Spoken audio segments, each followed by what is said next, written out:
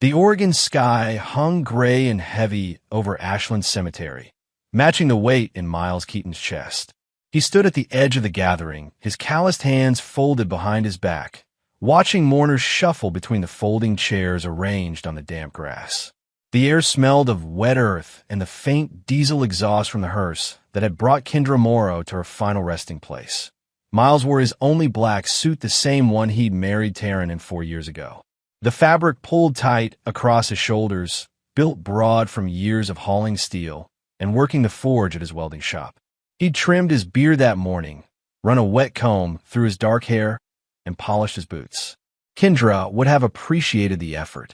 "She looks peaceful," someone whispered behind him. Miles didn't turn to see who spoke. Peaceful wasn't the word he'd used for Kendra Morrow. The woman had been sharp as broken glass right up until the cancer took her voice.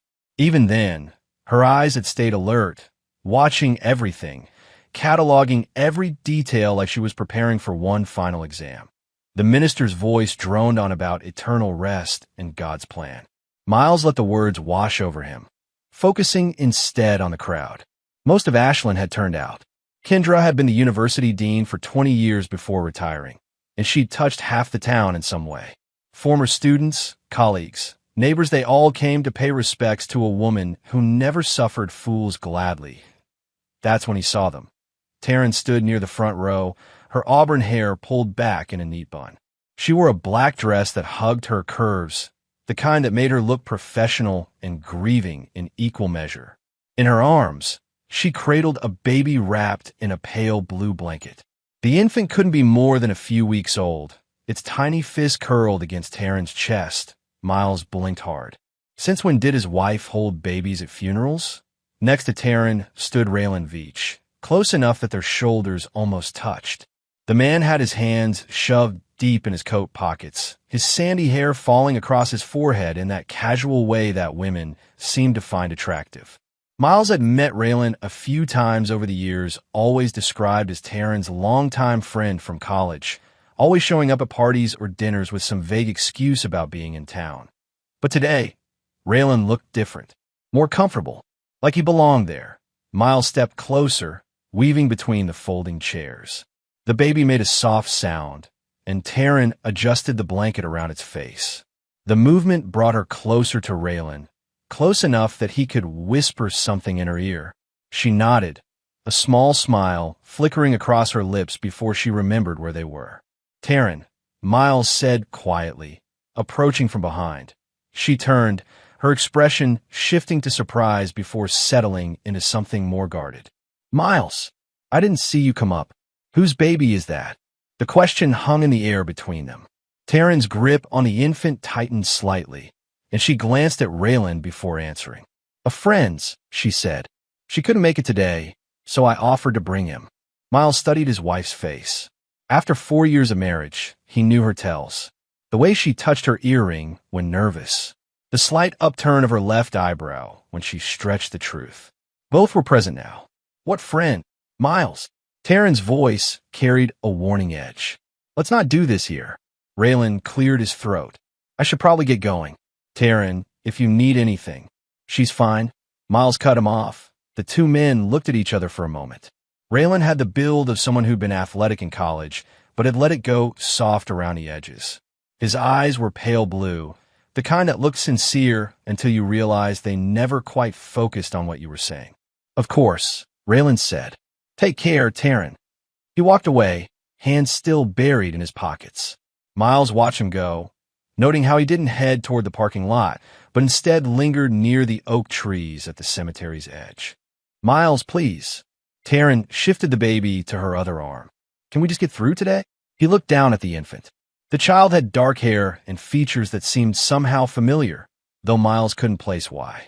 The baby's eyes were closed, but when they fluttered open for a moment, they were pale blue, like Raylan's. "How old is he?" Miles asked. 3 weeks. Taryn answered 2 quickly. 3 weeks. Miles did the math in his head. That would put the birth right around the time Taryn had disappeared for 2 days, claiming she needed to help a friend through a crisis. The same time she'd been unreachable by phone, texting only brief updates about being busy. "Which friend again?" "Someone from work." "You don't know her." The minister finished his eulogy, and the crowd began to shift.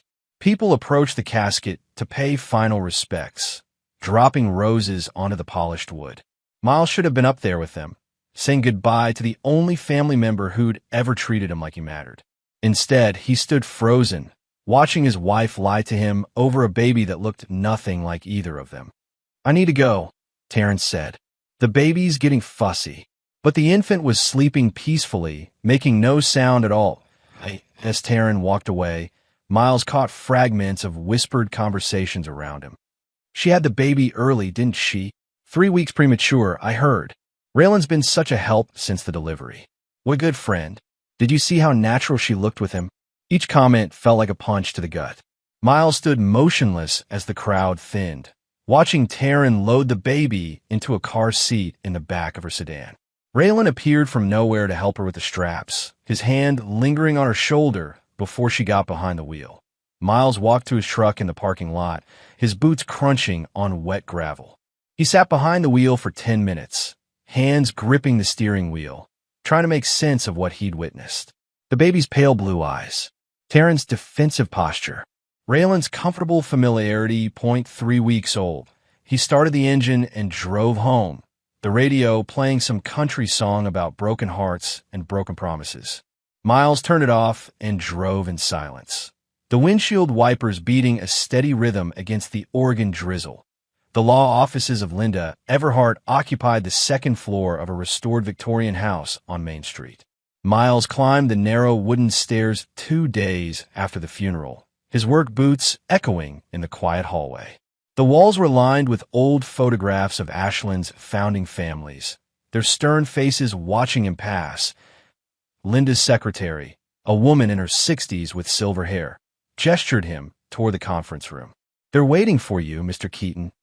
Inside, Taryn sat at the far end of a polished oak table, the baby carrier beside her chair. She'd changed his diaper moments before Miles arrived. The smell of baby powder still hung in the air. Raylan sat across from her, wearing a button-down shirt that looked new, probably purchased for the occasion. His usual jeans had been replaced by khakis with a sharp crease down the front. Linda Everhart entered with a manila folder thick with documents. She was a woman who'd practiced law for 25 years in a small town, which meant she'd seen every kind of family drama at least twice. Her gray suit was immaculate, her handshake firm, her smile professional but warm. "Thank you all for coming," Linda said, settling into her chair at the head of the table. "Before we begin, I want to express my condolences. Kendra was not just a client, but a friend. Her loss is felt by everyone who knew her." Miles nodded. Taryn dabbed at her eyes with a tissue, though they looked dry to him.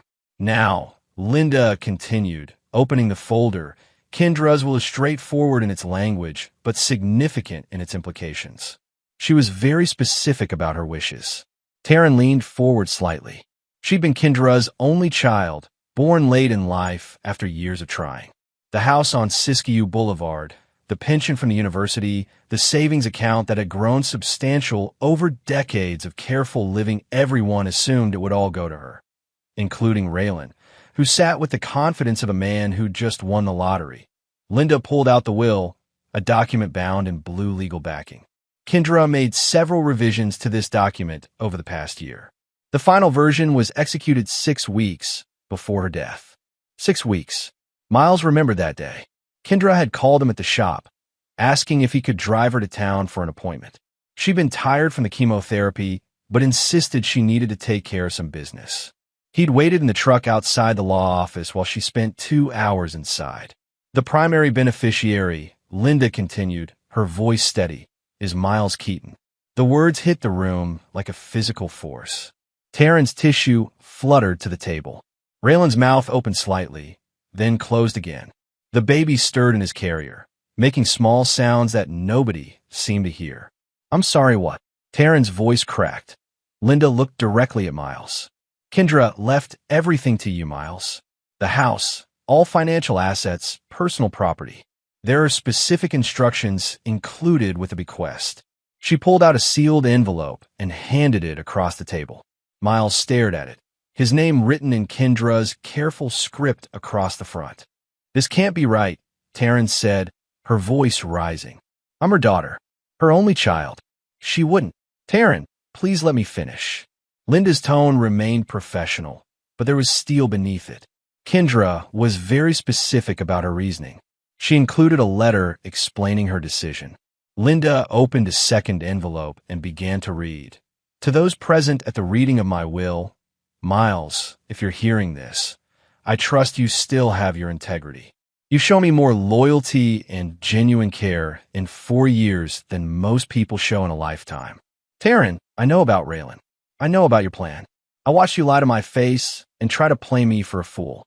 I'm not a fool, and I never have been. This inheritance was meant for someone I could trust to use it wisely, not someone who would trade family loyalty for personal gain. Taryn shot to her feet, her chair scraping against the hardwood floor. That's impossible. Mom couldn't know. She knew quite a bit, Linda said calmly, including the fact that she had security cameras installed in her home 6 weeks before she died. She became suspicious when she noticed changes in your behavior during visits. What kind of changes? Miles asked, though part of him already knew.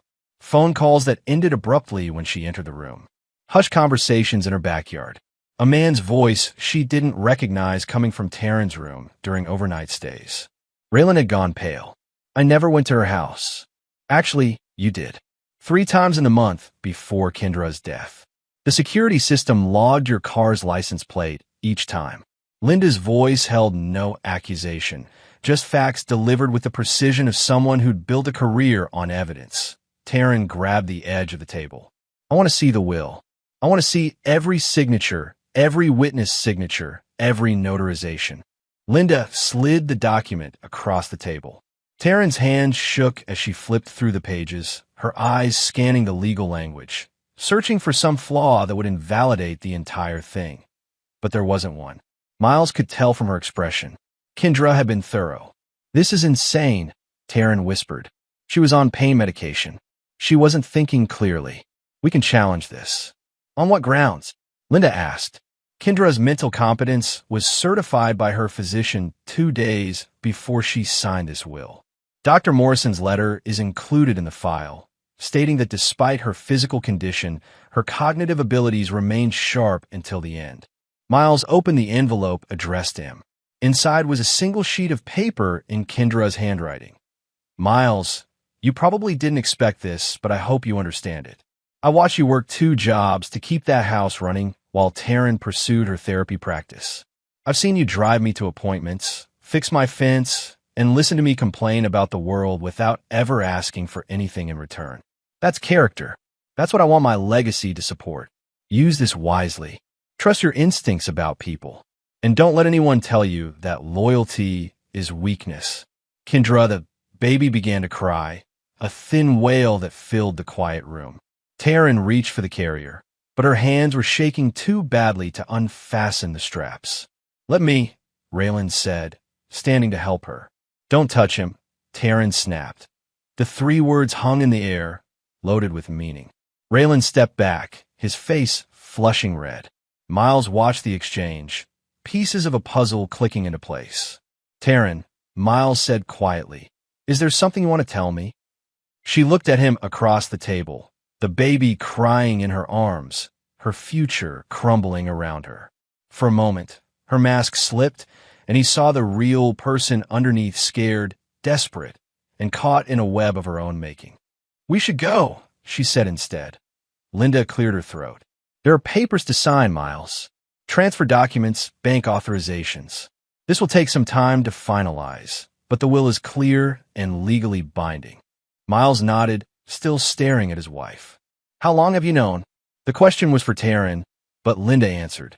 Kendra first called me about changing her 8 weeks ago. She discovered some things that concern her. What things? Text messages on a phone bill. Credit card charges at restaurants she'd never been to. A forwarded piece of mail from a clinic that she'd never visited. Each detail felt like a nail in a coffin. Miles looked at the baby in Taryn's arms, pale blue, eyes now open and staring, dark hair that reminded him of someone he couldn't quite place.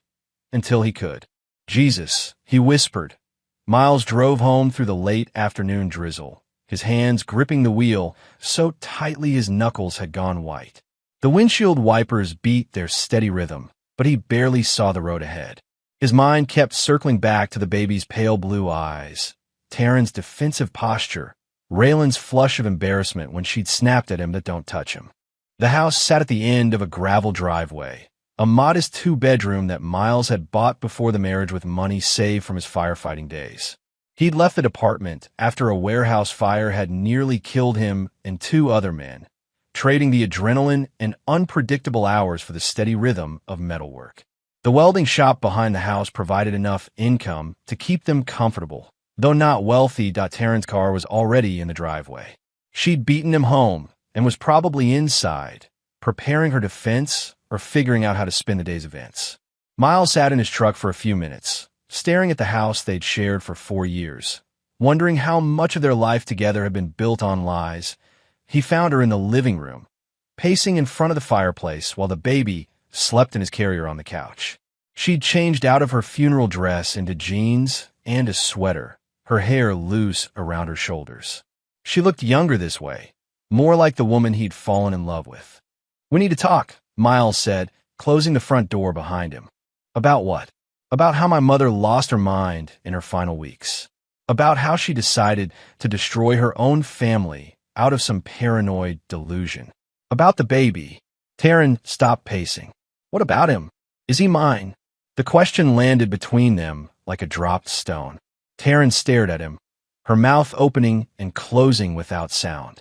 Outside, the wind picked up, rattling the windows in their frames. "Miles, yes or no, Taryn? Is that baby mine?" She looked at the infant sleeping on the couch, his tiny chest rising and falling peacefully. When she turned back to Miles, her eyes were bright with tears. "It's complicated. No, it's not. Either I'm the father or I'm not. Which is it?" The tears spilled over, running down her cheeks. "You were always so distant, working all the time, never talking about feelings, never. That's not an answer.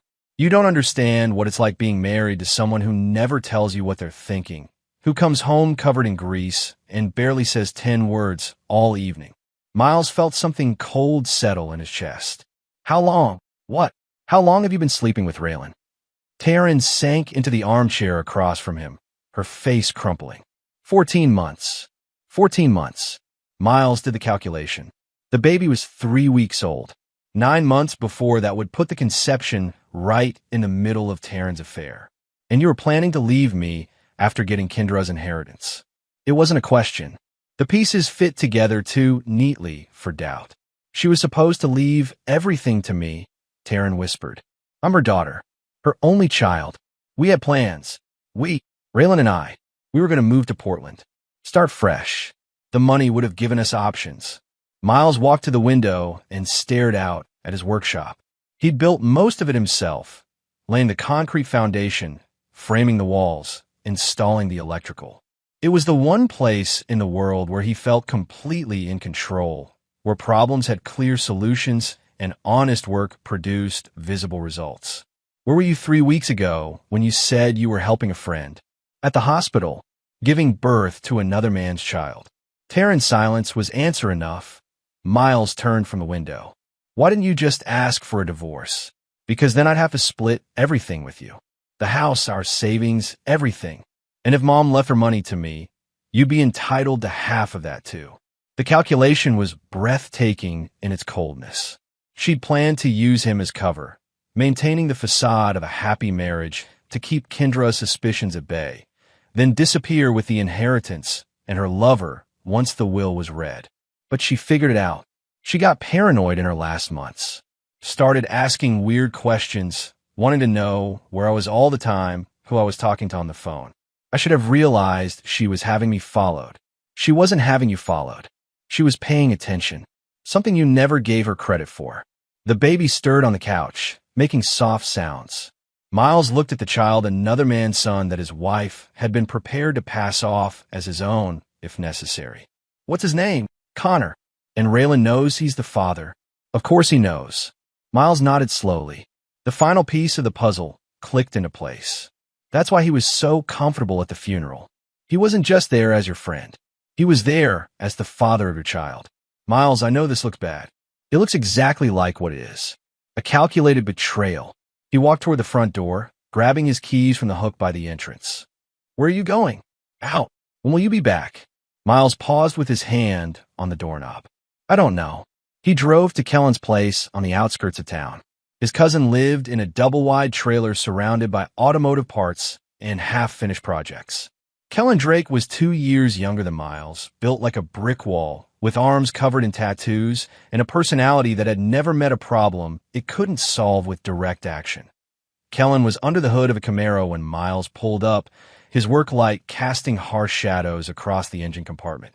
Thought you might show up here, Kellen said without looking up. Yeah, heard about the will reading. Small town, you know. Miles leaned against the car's fender. What did you hear? That Taryn got cut out and you inherited everything. Also heard some interesting speculation about that baby she's been carrying around. Kellen straightened up, wiping his hands on a rag. He had grease under his fingernails and motor oil stains on his coveralls, but his eyes were sharp and focused. So what's the plan? What makes you think I have a plan? Because you're you. You don't do anything without thinking it through first. Kellen tossed the rag onto his workbench. Plus, you've got that look. What look? The same one you had before you walked into that warehouse fire that nearly killed you. Determined. Dangerous. Miles was quiet for a moment, watching Kellen organize his tools with methodical precision. His cousin had dropped out of high school, but possessed an intuitive understanding of mechanical systems that bordered on genius. He could diagnose engine problems by sound, rebuild transmissions blindfolded, and had never met a car he couldn't fix. He'd also never met a betrayal he couldn't forgive, which made him the exact opposite of Miles. She planned the whole thing, Miles said finally. The affair, the pregnancy, keeping me around as cover until she could secure the inheritance. Then she was going to disappear with Raylan and start fresh in Portland. Kellen nodded slowly. But the old lady was smarter than they gave her credit for. Kendra saw right through it. Installed security cameras, tracked credit card charges, even had Taryn's phone records pulled. She knew everything. So what now? Miles looked up at the stars barely visible through the organ cloud cover. Now I figure out what Kendra wanted me to do with what she left me. And Taryn made her choice. Miles spent the next morning at Linda Everhart's office, signing papers that transferred legal ownership of Kendra's entire estate into his name. The house on Siskiyou Boulevard, the investment accounts, the pension benefits, all of it now belonged to him, along with the responsibility of managing it properly. Linda's conference room smelled like coffee and old leather. Sunlight streamed through the tall windows, illuminating dust motes that danced above the scattered documents. Each signature felt like a small act of rebellion against the life Taryn had planned for him. The total value is approximately $460,000, Linda said, sliding a summary sheet across the table. The house accounts for about half of that, with the remainder in various investments and savings accounts. Miles studied the numbers. It was more money than he'd ever imagined having, but it felt heavy with obligation. Kendra had trusted him with her life's work, her legacy. He couldn't take that lightly. There's one more thing, Linda said, pulling a final envelope from her folder. Kendra left specific instructions about what to do if Taryn contested the will. She's going to contest it. She already has. Filed the paperwork yesterday afternoon, claiming emotional manipulation and diminished mental capacity. Miles opened the envelope. Inside was a single sheet of paper with a list of phone numbers and contact information. At the top, in Kendra's handwriting, if she fights, use these. What is this? Evidence. Kendra spent her final weeks documenting everything she discovered about Taryn's affair. Phone records, credit card statements, security camera footage, even witness statements from neighbors who saw Raylan's car at the house. The list was extensive. A private investigator in Medford, a forensic accountant in Eugene, the security company that had installed Kendra's cameras, even the manager at the restaurant where Taryn and Raylan had been meeting for months. She was thorough, Linda said. The will contest won't go anywhere, but if Taryn wants to play hardball, you'll have plenty of ammunition. Miles folded the paper and put it in his jacket pocket. I need to ask you something. As my lawyer, not just Kendra's. Of course. If I wanted to protect these assets from any future claims, what would you recommend? Linda leaned back in her chair, studying him. Are we talking about divorce proceedings? We're talking about making sure Kendra's money goes where she intended it to go, not where someone thinks they're entitled to it. I see. Linda made a note on her legal pad. There are several options. A living trust would shield the assets from most claims. We could also explore charitable foundations, educational trusts, that sort of thing. How long would that take to set up? A few weeks for the basic structure. Longer if you want something more complex. Miles nodded. Let's do it. After leaving Linda's office, Miles drove to Sienna Oak's accounting firm on the other side of town. Sienna had been a friend since high school, one of the few people who'd understood his decision to leave firefighting and start his own business. She was smart, logical, and had built a successful practice helping small business owners navigate the complexities of tax law and financial planning. Her office occupied the ground floor of a converted house near the university. The walls were lined with framed certificates and photos of hiking trips in the Cascade Mountains. Sienna sat behind a desk covered with client files, her blonde hair pulled back in a ponytail, reading glasses perched on her nose. Miles, she said, looking up as he entered. I heard about Kendra. I'm sorry. Thanks. I need your help with something. Of course. What's going on? Miles took a seat across from her desk. Taryn's contesting Kendra's will. I want to make sure the assets are protected regardless of how that plays out. Sienna set down her pen and gave him her full attention. How protected are we talking? Completely. I don't want her to see a dime of Kendra's money, no matter what legal maneuver she tries. That's aggressive. Are you sure you want to go down that road? Miles thought about the baby with pale blue eyes, about 14 months of lies, about plans made in secret while he worked to support a marriage that had been dead without his knowledge. Yes. Okay, let me make some calls. There are ways to structure things that would make it very difficult for anyone to claim a piece of the estate. Sienna pulled out a fresh legal pad. What about the house you're living in? The one you owned before you got married? What about it?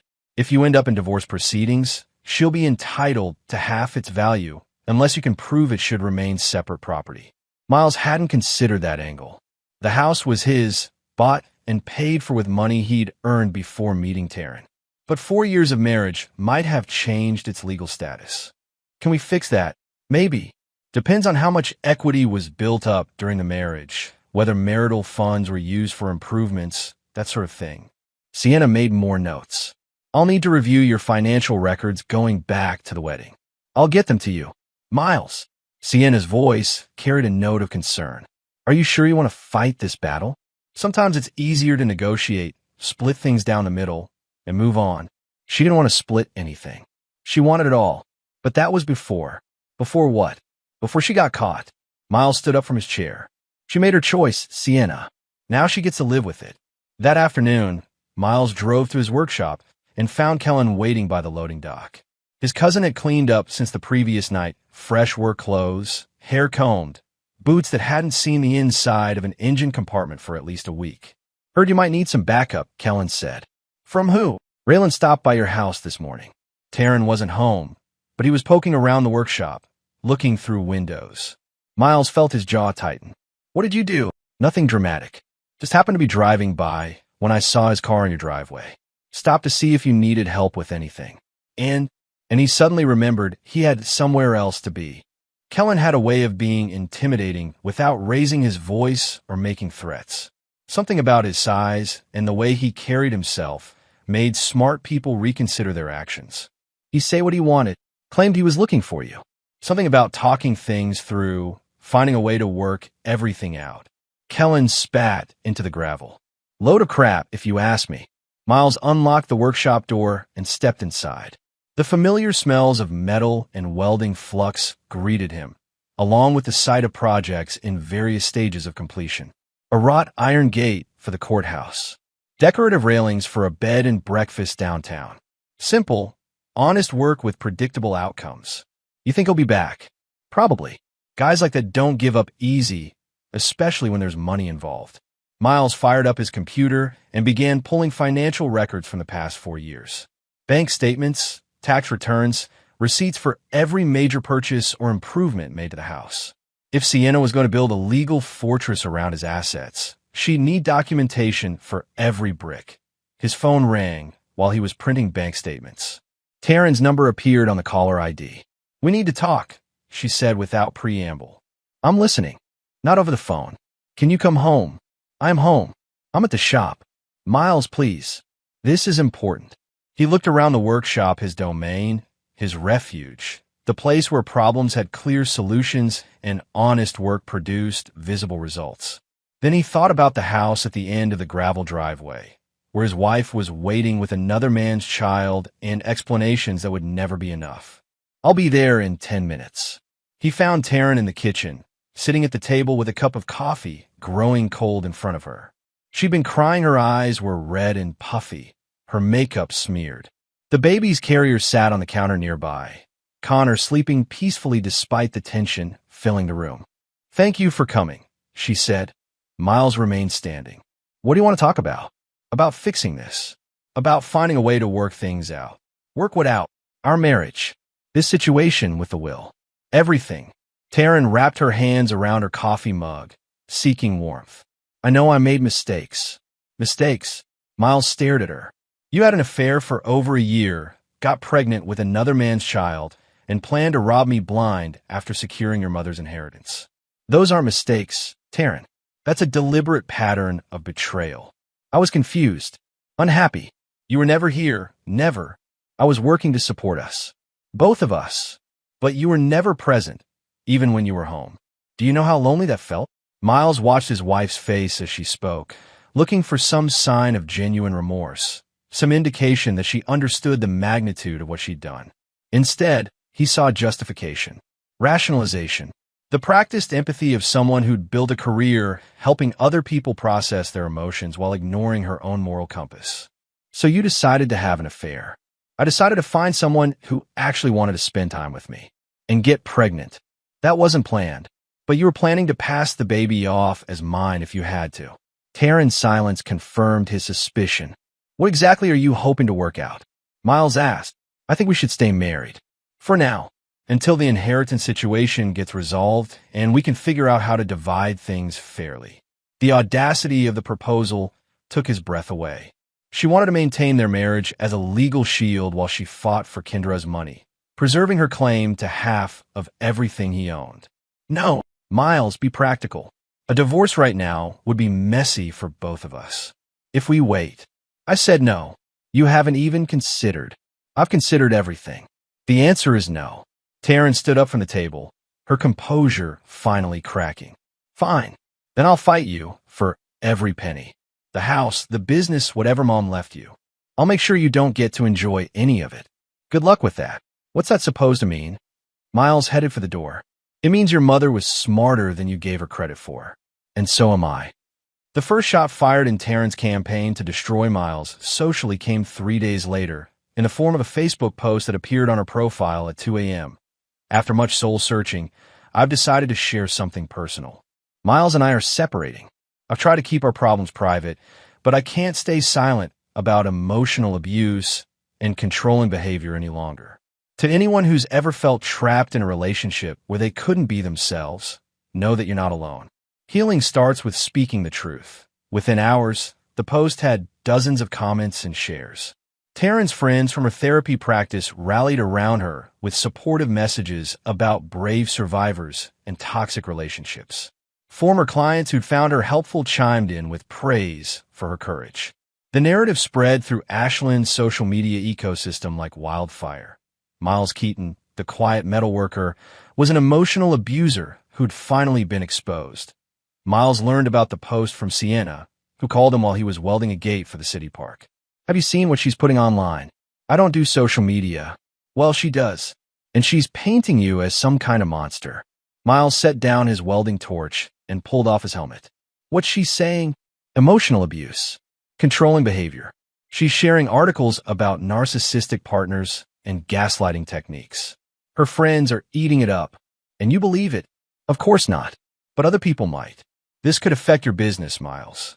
He'd been dreading this possibility. Ashland was a small town where reputation mattered. If enough people believed Taryn's version of events, his welding contracts could dry up overnight. The custom work that formed the backbone of his business came from referrals and word-of-mouth recommendations. What do you think I should do? Fight back with facts.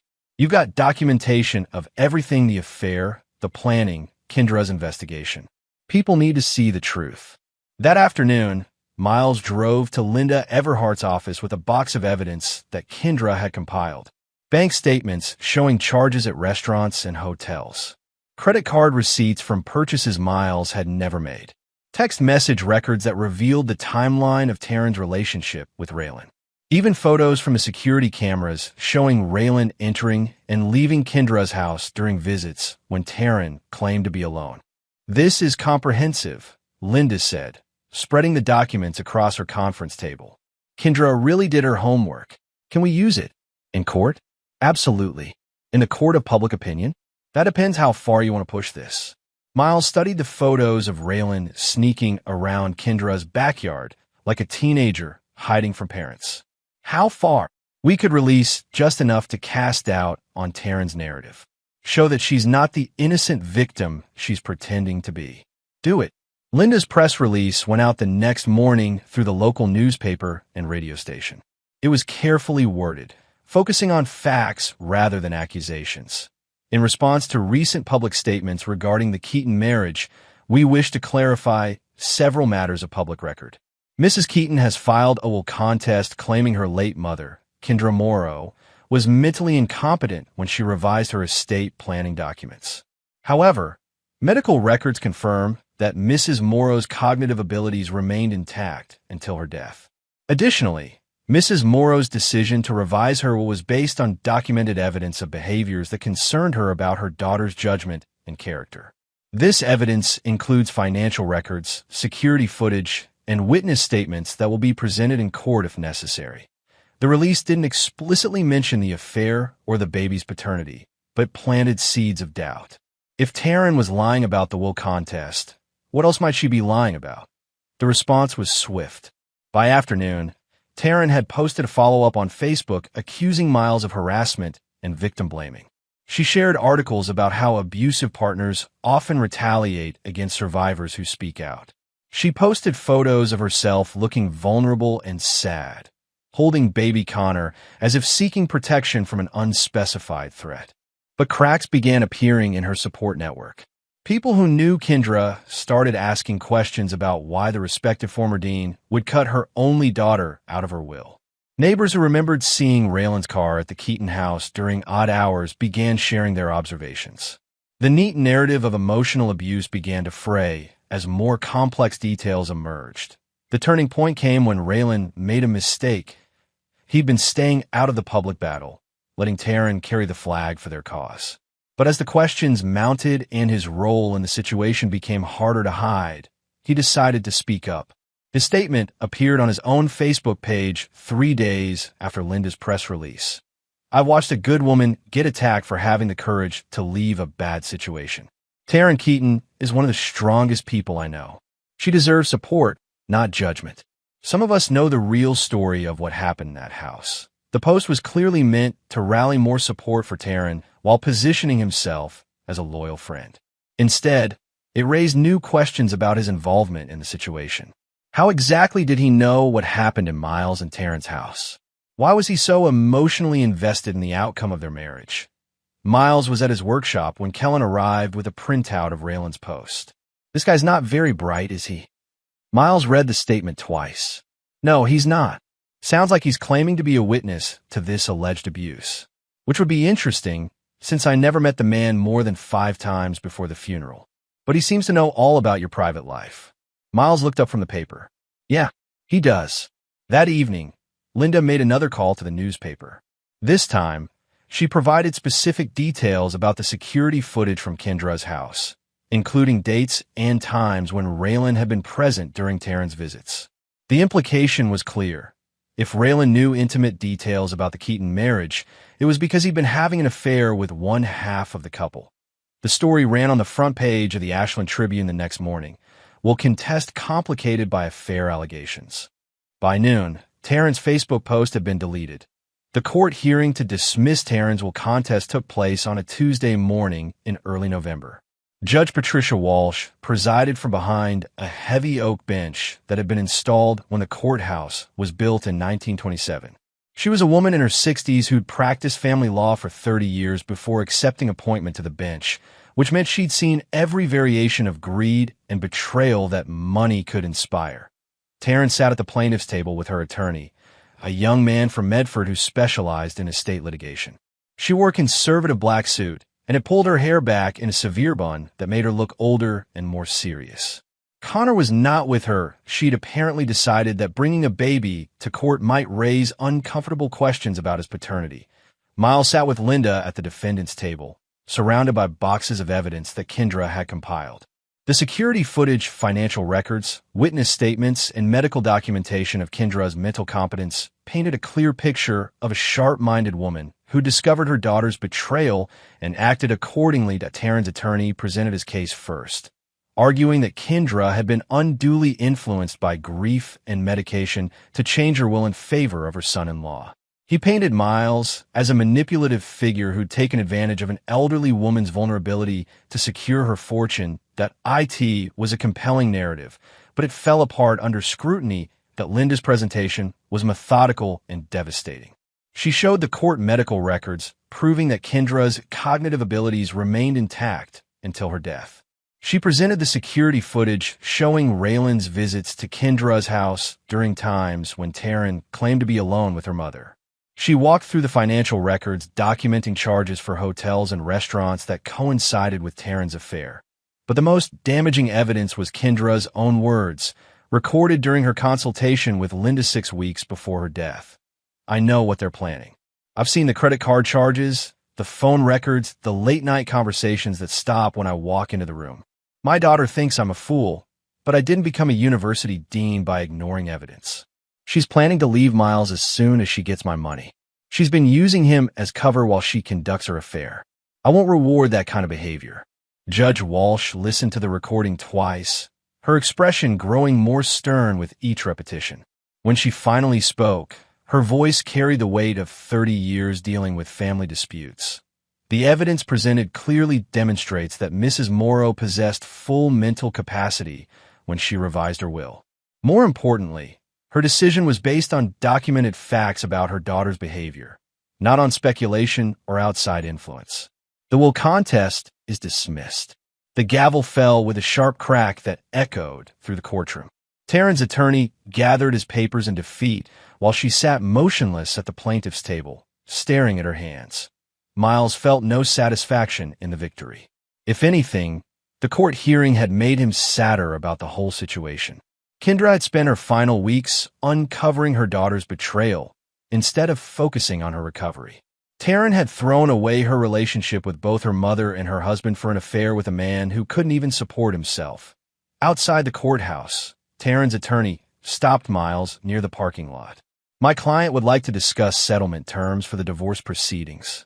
Settlement, property division, spousal support, that sort of thing. We think it would be better to handle this privately rather than through litigation." Miles looked across the parking lot where Taryn stood next to her car, no longer looking like the confident woman who'd filed the will contest. She looked defeated, desperate, and very young. "Have her call Linda," he said. The attorney handed him a business card. "We think there's room for negotiation on all issues." "I'm sure you do." That afternoon, Miles received a phone call from Sienna with news that shifted the balance of power even further in his favor. "Remember that background check I ran on Raylan? You ran a background check." "Of course I did. You don't fight a war without knowing your enemies." Sienna's voice carried a note of satisfaction. "Turns out Mr. Veach has some legal issues he's been hiding." "What kind of issues?" "Outstanding warrant for failure to appear on a DUI charge in Jackson County. Unpaid child support for 2 kids in California. He owes over $30,000. And a fraud investigation in Portland that's still active." Miles sat down heavily in his desk chair. Fraud. He was part of a real estate scheme that bilked elderly investors out of their retirement savings. Nothing proven yet, but the district attorney's office has been looking for him for 6 months. And Taryn doesn't know about any of this. "I doubt it. Guys like Raylan are good at hiding their past until it catches up with them. That evening, Miles drove to the house he'd shared with Taryn to collect more of his belongings. He'd been staying at Kellen's place since the will reading, sleeping on the couch and trying to figure out what his new life would look like. The house felt different now, smaller, shabbier, tainted by memories that had been poisoned by betrayal. He found Taryn in the living room, sitting on the couch with Connor sleeping in her lap. She looked exhausted, older than her 33 years, worn down by weeks of fighting battles she couldn't win. "The judge dismissed my contest," she said without looking up. "I know. Mom's lawyer said you want a divorce." "Yes. What about spousal support?" Miles sat down in the chair across from her, the same chair where he confronted her about the baby's paternity weeks earlier. "What about it?" "I don't have anywhere to go, Miles.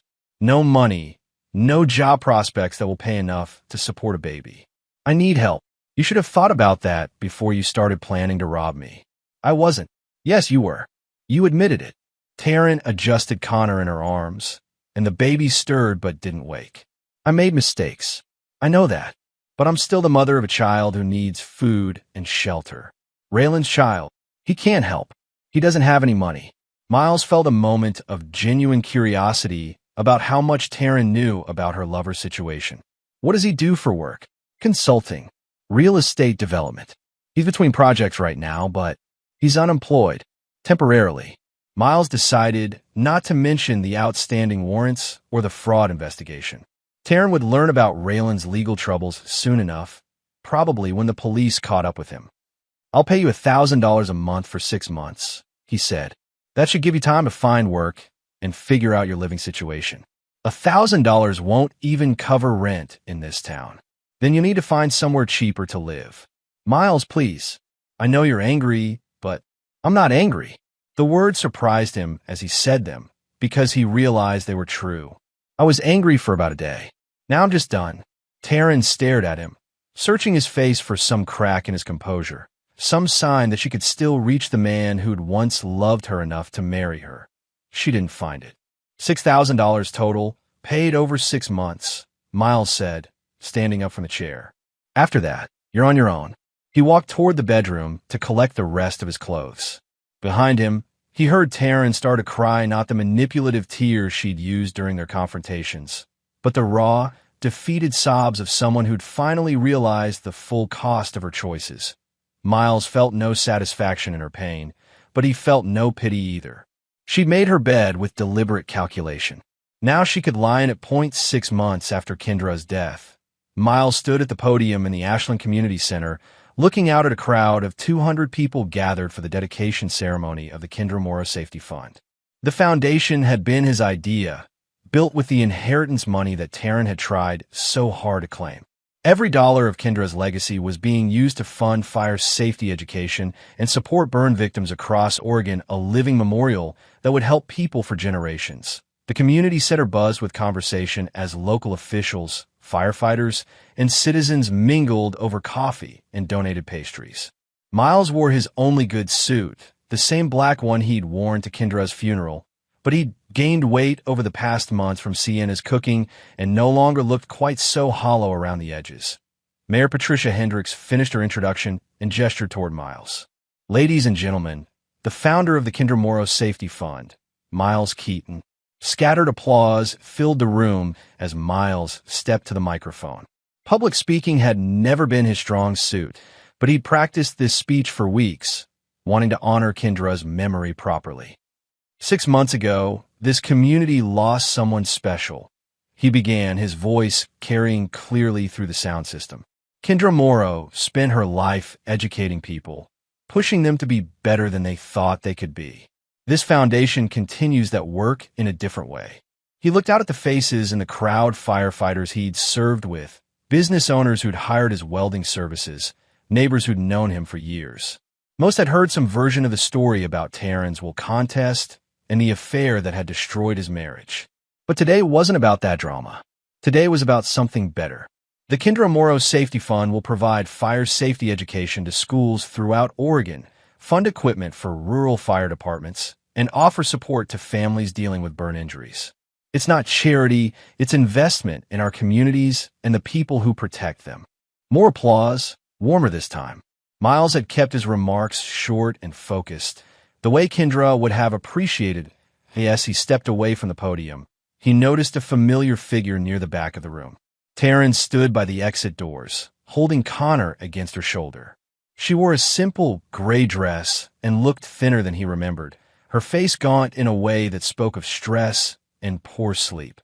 Miles accepted handshakes and congratulations from well-wishers, but his attention kept drifting back to his ex-wife. She'd obtained the divorce 3 months earlier on grounds of irreconcilable differences, accepting his offer of 6 months of support without further contest. He'd heard through Kellen that she'd moved to a small apartment in Medford and was working part-time at a counseling center, but this was the first time he'd seen her since signing the final papers. The crowd began to thin as the ceremony wound down. Miles helped stack chairs and clean up coffee cups, staying busy while keeping one eye on Taryn. She lingered by the doors, clearly wanting to approach him but uncertain about her reception. Finally, as the last of the attendees filed out, she walked over to where he was folding up the display boards that explained the Foundation's mission. "Hello, Miles." "Taryn." She shifted Connor to her other arm. The baby had grown in the months since Miles had last seen him, developing more defined features that looked increasingly like Raylan's. His pale blue eyes tracked the movement around him with alert intelligence. "This is really something," she said, gesturing at the displays. "Mom would have been proud."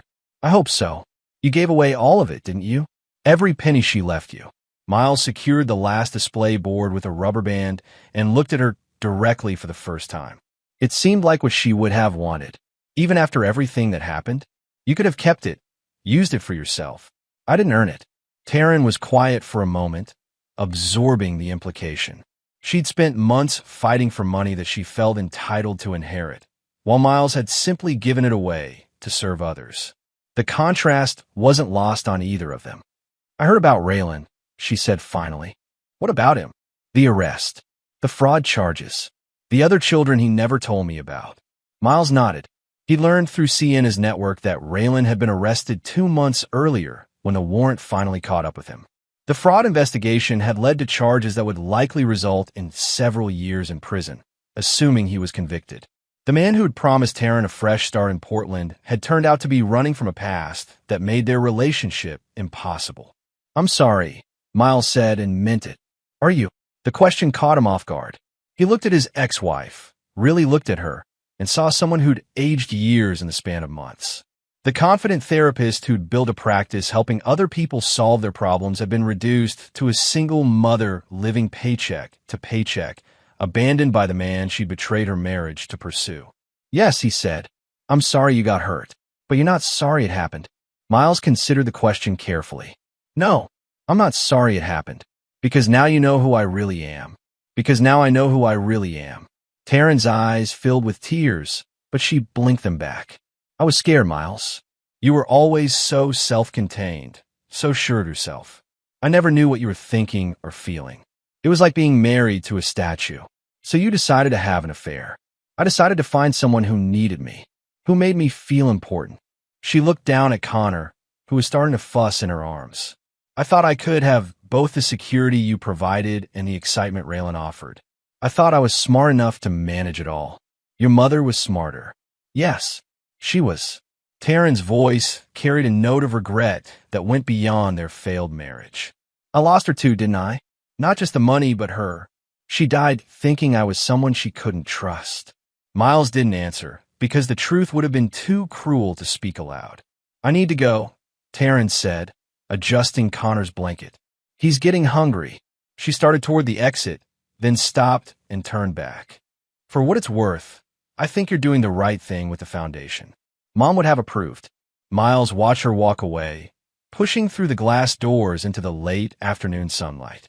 A few months ago, the sight of his wife leaving with another man's child would have filled him with rage or pain. Now he felt only a distant sadness for the way things might have been if they'd both made different choices. Kellen appeared beside him, carrying a box of leftover materials from the display. "You okay?" "Yeah, I'm okay." "She looks rough. She's been through a lot. Most of it's self-inflicted." Miles helped his cousin carry the materials to the truck. Doesn't make it hurt less. No, Kellen agreed. But it makes it deserved. 2 weeks later, Miles closed on a small house near the Rogue River, 20 miles south of Ashland. The property sat on 2 acres of mixed pine and oak, with enough space for a workshop and room to expand if he ever needed it. The house itself was modest 2 bedrooms, 1 bathroom, a kitchen that opened onto a living room with a stone fireplace. But it had good bones, and Miles had always preferred fixing things to buying them nude. He'd sold the house in Ashland to a young couple from California who were drawn to Oregon by the promise of clean air and small-town living.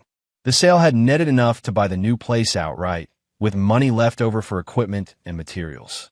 No mortgage payments, no debt, no financial obligations to anyone. For the first time in years, Miles felt completely free. The workshop took shape quickly. He designed it himself, a metal building with high ceilings and plenty of natural light. The concrete floor was smooth and level, perfect for wheeling heavy pieces around. He installed a proper ventilation system, upgraded electrical service, and built workbenches that would last for decades. Within a month, he had his first commission, a set of decorative gates for a winery near Jacksonville. The owner had seen his work at the community center dedication and wanted something similar for his property entrance. The project would take 6 weeks and pay well enough to cover Miles's expenses for several months. He fell into a comfortable routine. Up at sunrise, coffee and breakfast, while listening to the news, then 8 hours in the workshop creating functional art from raw metal. The work satisfied him in ways that firefighting never had. Every project was unique, requiring him to solve problems and create something that hadn't existed before. At the end of each day, he could see tangible progress, metal shaped into useful beauty. Evenings were quiet. He cooked simple meals, read books borrowed from the library, and sometimes sat on his front porch listening to the river flow past in the darkness. He'd installed no television and used his phone only for business calls. The silence felt like a luxury after years of managing other people's needs and expectations. Sienna visited regularly, usually bringing dinner and staying to help with foundation paperwork. The Kendra Morrow Safety Fund had grown beyond Miles's initial expectations, attracting donations from businesses and individuals throughout the region. The administrative work was becoming substantial enough to require professional management. "You need to hire someone," she said one evening, sorting through grant applications at his kitchen table. "This is turning into a full-time job. I can handle it. You shouldn't have to. The foundation has enough money now to pay a proper executive director, someone with nonprofit experience who can take it to the next level." Miles looked up from the fire safety brochures he was reviewing. "I don't want it to get too big." Kendra valued efficiency over empire building. "There's a difference between growing strategically and losing focus. You could help twice as many people with better organization and more professional management." She was right, as usual. The foundation had already distributed nearly $200,000 in grants and equipment purchases, but the requests kept growing faster than Miles could process them. Schools wanted fire safety programs. Rural departments needed equipment upgrades. Burn survivors needed support for medical expenses and rehabilitation. "Find someone good," he said. "Someone who understands that this isn't about recognition or building a resume. It's about helping people. I already have someone in mind." Linda's daughter just finished her MBA and has been working with a nonprofit in Portland. She grew up here, knows the community, and has the kind of practical experience you'd value. Miles nodded. Hiring someone would free him to focus on what he did best, creating things with his hands, while ensuring that Kendra's legacy continued to serve others. That on a cold morning in March, nearly a year after Kendra's death, Linda Everhart called Miles with news that would reshape everything he thought he understood about his inheritance. "There's one more envelope," she said. Kendra left specific instructions that it not be opened until 1 year after probate was completed. Miles set down his welding torch and pulled off his helmet. "What kind of envelope?" "A sealed letter addressed to you. She wanted to make sure you'd had time to decide what to do with her legacy before reading it." An hour later, Miles sat in Linda's conference room, staring at an envelope with his name written in Kendra's careful script. The paper was cream-colored, expensive, the kind she'd used for formal correspondence during her years as a university administrator. She was very specific about the timing, Linda said. You were to read this only after you'd made your decisions about the inheritance and your marriage. Miles turned the envelope over in his hands. After a year of believing he understood Kendra's motivations, the prospect of new information felt both intriguing and unsettling. He opened the envelope and unfolded 2 sheets of paper covered with Kendra's handwriting. Dear Miles, if you're reading this, it means you've survived the storm I knew was coming when I changed my will. I hope the year has been kinder to you than I feared it might be, that I need you to understand something that I couldn't tell you while I was alive. You were never my son-in-law to me. From the day Taryn brought you home, I saw you as the son I never had but always wished for. You had character, integrity, and a work ethic that reminded me of my father. Most importantly, you had loyalty, not the blind kind that ignores flaws, but the deep kind that commits to people despite their imperfections. That I watched you work 2 jobs to support Taryn's ambitions. I saw you drive me to appointments when you could barely afford the time away from work. I noticed how you listened when I talked about my past, my fears, my hopes for the future. You treated an old woman like her thoughts mattered, which is rarer than you might think. Taryn, I'm afraid, inherited my intelligence but not my wisdom. She could analyze other people's problems with remarkable insight, but remained blind to her own character flaws. She learned to manipulate emotions without learning to value the emotions of others. I blame myself for that.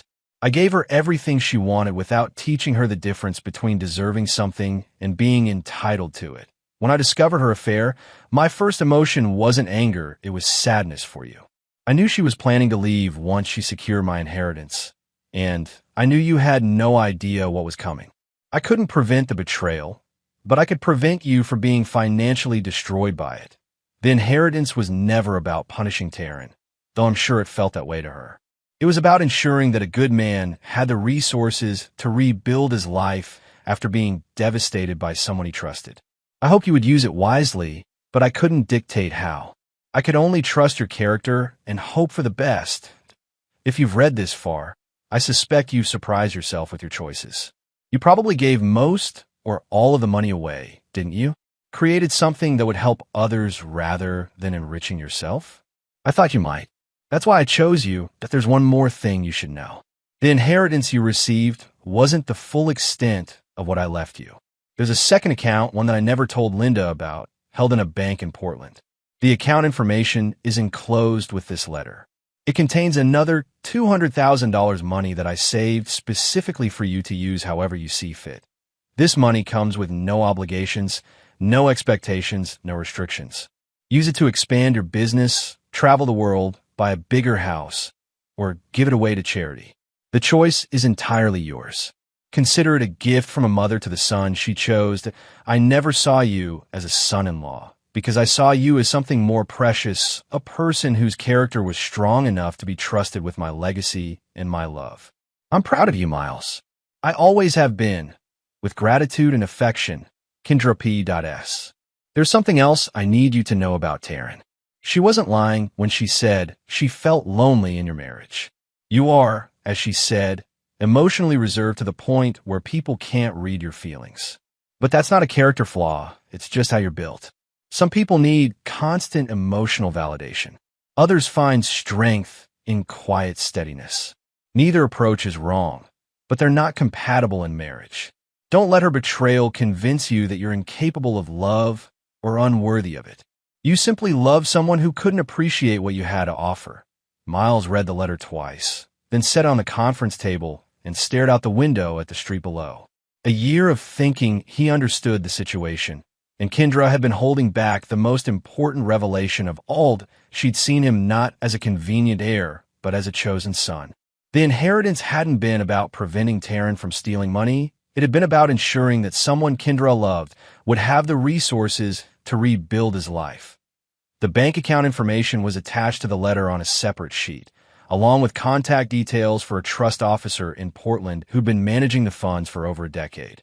$200,000 that existed solely for his benefit, with no strings attached and no obligations to anyone. Are you all right? Linda asked. Miles looked up, realizing he'd been silent for several minutes. She never told you about the second account. Never. I thought the will covered everything she owned. She was protecting it from the will contest. If Taryn had known about additional money, she would have fought for that too. Probably. Kendra was always thinking 3 moves ahead. Miles folded the letter and put it back in the envelope. For a year, he believed his actions were driven by his own moral compass and respect for Kendra's memory. Now he learned that she'd been orchestrating his recovery from the beginning, anticipating his needs and providing for them with the same care she'd shown throughout their relationship. The revelation should have felt manipulative, but it didn't. It felt like love, the kind that plans ahead, that considers consequences, that puts someone else's welfare above your own convenience. What will you do? Linda asked. Miles stood up from the conference table and looked out at the mountains visible in the distance. Spring was coming to Southern Oregon, bringing longer days and the promise of new growth after a hard winter.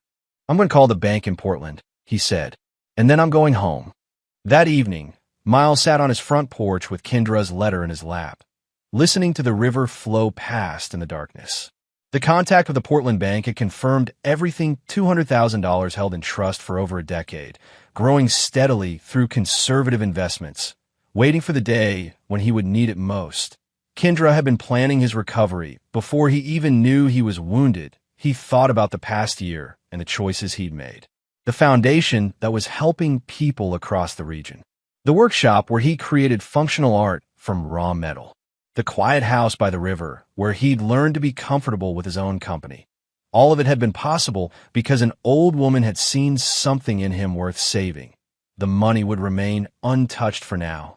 He had everything he needed, and the account could continue growing until some future purpose revealed itself. Maybe he'd expand the foundation's reach. Maybe he'd travel and see parts of the world he'd only read about. Maybe he'd find someone to share his life with, someone who appreciated quiet strength and didn't need constant emotional performance. Or maybe he'd simply continue building the life he'd begun to discover in the ashes of his marriage, a life defined by honest work, genuine relationships, and the kind of integrity that earned the trust of people like Kendra Morrow. He folded the letter and went inside, already looking forward to tomorrow's work in the shop. There were gates to build, commissions to complete, and a foundation to manage. Simple work, honest work, work that made the world a little bit better. Miles turned off the porch light and headed to bed, no longer afraid of the darkness or what it might conceal. He'd learned to trust his instincts about people, to value loyalty over convenience, and to build a life that could weather any storm. In the morning, he would get back to the business of living.